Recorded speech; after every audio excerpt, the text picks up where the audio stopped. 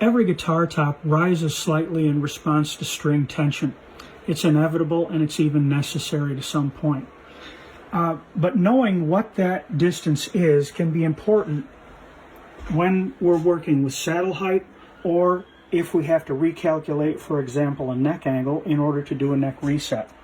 So to understand exactly what that rise is in a top, I've built this tool. Now, you can buy this from luthier supply houses, but why buy expensive when you can build cheap? This is very simple to do. It's just a wood beam with these blocks made to slide over it. See, there are tops on them, they're screwed down. Screws in the end to keep them from coming off.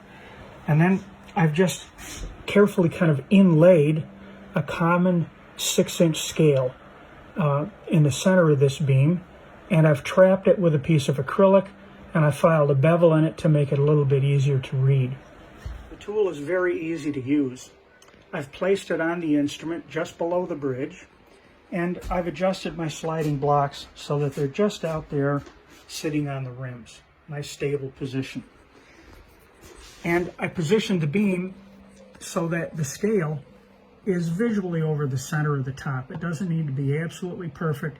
Visual center is good enough. So to use it, all I have to do now is slide that scale down until it touches the top. And I'm going to record that information. And what I'm reading here is 1/8 of an inch. Now that information is a baseline. It's not the end of everything we want. It's just a baseline to tell me where the top is now. My next step will be to take that measurement again with string tension removed from the instrument. And it's the difference between those two fractions that becomes useful information. Now I have the strings off the instrument, so there's no tension on it. I've set the tool up exactly the same way, and I have pushed that scale down until it touches the top. So now, what is our second reading? And our second reading is now at 5/32 of an inch.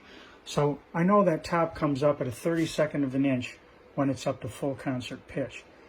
That's all I need to know, that that 1/32 is there, because if the top is going to raise 1/32 of an inch, that means I've got to make sure it's not on that saddle height when it comes up to tension. Otherwise, it's going to bring those strings up another 1/64 of an inch at the 12th fret.